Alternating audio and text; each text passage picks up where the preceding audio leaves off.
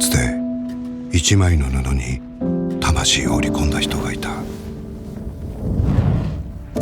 100年後、その思いを一台の車にした人がいた。技術を尽くし、その車を磨き上げた人がいた。歴史があるけれど時代は変わる。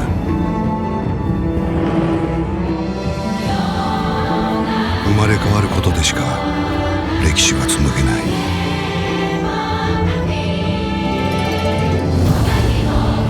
ものづくりに終わりはない。日本にしか作れないものがきっとある。ただ一つの道を、ただ一人のあなたと。センチュリー